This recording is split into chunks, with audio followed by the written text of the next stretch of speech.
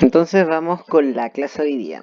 El científico en cual vamos a trabajar las leyes planteadas es Johannes Kepler. Es un astrónomo bastante famoso dentro de la astronomía y su aporte principalmente está en las leyes que él plantea y obviamente la base matemática que sustentan esta. Ya es uno de los primeros astrónomos en defender matemáticamente todas sus leyes y que de hecho antiguamente no existían leyes de los cuerpos celestes. Entonces él en realidad es uno de los primeros que utiliza las tablas planteadas por Tycho Brahe para plantear de mejor manera y darle un sustento importantísimo a sus observaciones. Ya. Así que Johannes Kepler plantea tres leyes principalmente. La primera de ellas, la ley de órbita, o también conocida como primera ley de Kepler. Casi todas estas tienen su ley en base a la primera, segunda y la tercera. Algunos les ponen nombres, pero en definitiva el más utilizado es la primera, la segunda, la tercera ley de Kepler. La primera, jóvenes, dice que los planetas van a girar en órbitas elípticas y obviamente no circulares. Uno se preguntará qué es la palabra elíptica, viene de la palabra elipse. ¿Alguien sabe qué es una elipse? ¿Alguien ha escuchado alguna vez que los corredores de bicicleta a grandes velocidades lo hacen en la elipse? Bueno, si usted ya sabe que es una elipse en definitiva es como la forma de un huevo, ¿ya? Así que la forma del huevo es bastante clara en términos de que es una elipse. No es el significado cierto matemático estricto, pero hace bastante bien la idea de que es un huevo, ¿ya? Aquí ustedes pueden ver que las órbitas de los planetas giran en términos de una elipse, de un huevito, algunas más ahuevadas que otras, si bien, o sea, mucho más achatadas que otras. Y dice que el Sol, aparte de esta ley, que el Sol se encuentra en uno de los focos. Toda elipse o todo huevito tiene dos focos que están más o menos a la misma distancia, uno tirado hacia allá. Esta es una elipse bien exagerada, bien excéntrica que se le llama, pero es de manera de presentar de mejor manera el modelo. Y entonces el Sol se va a ubicar en uno de sus puntos y fíjese que el planeta gira en términos de eso. Si uno lo pudiera observar, se daría cuenta que el planeta gira de esa manera. Ya. Fíjense igual, ojo, quiero que se den cuenta en qué momento el planeta gira más rápido y en qué parte gira mucho más lento. En definitiva, eso se va a hablar en la segunda ley, pero que quiero que se queden es que el Sol está en una parte de su foco, o sea, está corridito. Fíjense que entonces esto está exagerado, claramente, pero fíjense que la distancia de la Tierra al Sol no siempre es la misma, o sea, ya sabemos que las órbitas no son circulares. ¿Qué también dice Kepler en su segunda ley? Dice que los planetas barren áreas iguales en tiempos iguales. ¿Qué significa esa cuestión? Fíjense que aquí hay una área, por ejemplo, 10 metros cuadrados. Esto también son 10 metros cuadrados y esto también son 10 metros cuadrados, unas más anchas que otras. Pero fíjense que aquí a diferencia el planeta recorre, para que sean áreas iguales, en vista de que es una elipse, este va a tener que recorrer esto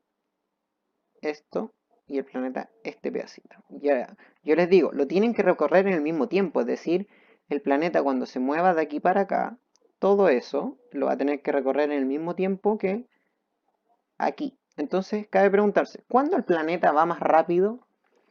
¿Dónde tiene que acelerar? ¿Dónde tiene que apurarse? Si lo tiene que hacer, supongamos, en un minuto tiene que recorrer todo eso y en un minuto tiene que recorrer solo eso. Es decir, cabe preguntarse entonces, ¿cuál lo tiene que hacer mucho más rápido para poder lograrlo?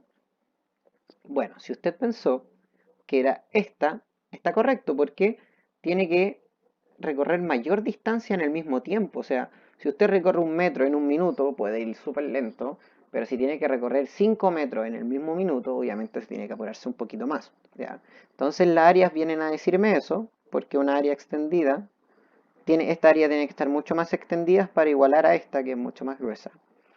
Entonces, nosotros veríamos los planetas, fíjense, una vez que me acerco al Sol, tiendo a apurarme un poquito, ¿ya? Y eso también es la explicación de la segunda ley, sale lo siguiente. ¿Por qué hay estaciones del año mucho más cortas que otras? ¿Ya? Si bien esta aceleración no es tan pronunciada como el dibujo, sí hay una diferencia de días importantes porque hay estaciones mucho más cortas como el verano y el invierno, ¿ya?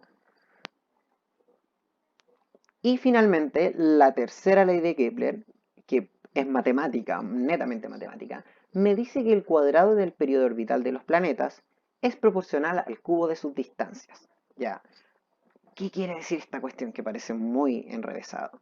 Quiere decir que si usted eleva al cuadrado el tiempo que tarda en dar el planeta la vuelta al Sol y lo divide por la distancia que tiene, o sea, primero la distancia que tiene al Sol ese planeta lo eleva a 3, el tiempo que tarda en dar la vuelta al Sol lo eleva a 2 y luego los divide para todos los planetas del sistema solar, les va a dar el mismo valor.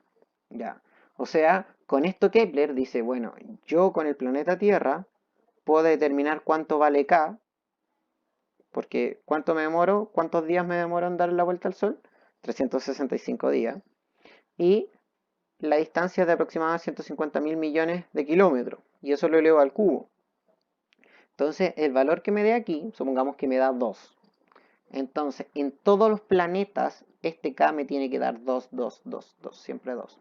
Independiente de su periodo y de su distancia al Sol. Entonces, todos los planetas están de una manera separados a una distancia y también dan una vuelta al Sol en la misma proporción. Esto es un dato súper, súper importante. O sea, si usted quiere saber Plutón, Neptuno o quizás Mercurio, Marte, se va a dar cuenta que todos, si usted hace la división de la distancia que tienen al Sol y de cuánto tardan en dar la vuelta, y hace la división, le va a dar siempre el mismo número.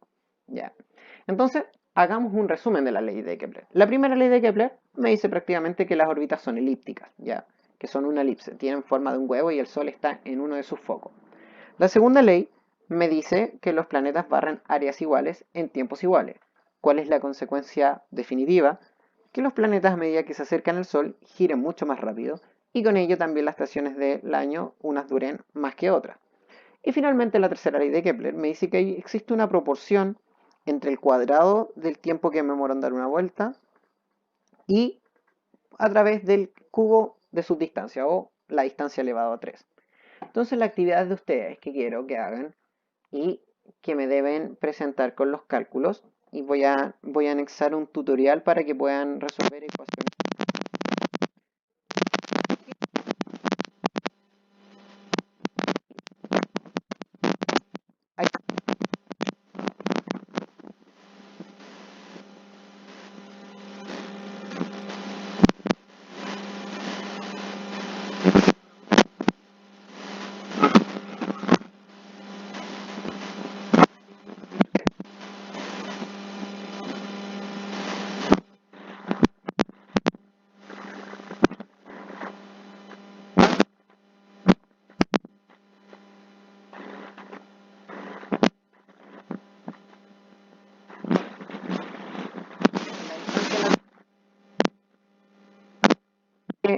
El año pasado hicimos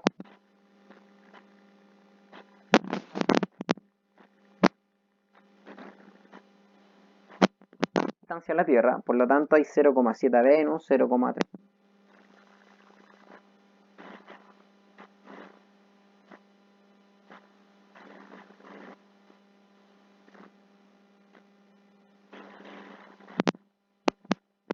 El trabajo que hicimos el año pasado en esa maqueta, no sé si recuerdan, va a ayudar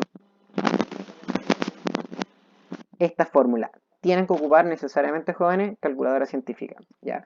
Así que lo pueden hacer en parejas y yo les voy a dejar la actividad para que la puedan entregar, ¿ya? Ojo, estas dos clases se van a tener que entregar dos trabajos, que fue el de la clase pasada y esta, pero en definitiva esta es mucho más sencillo y le voy a dar todas las reglas y cómo deberían hacerlo, ¿ya?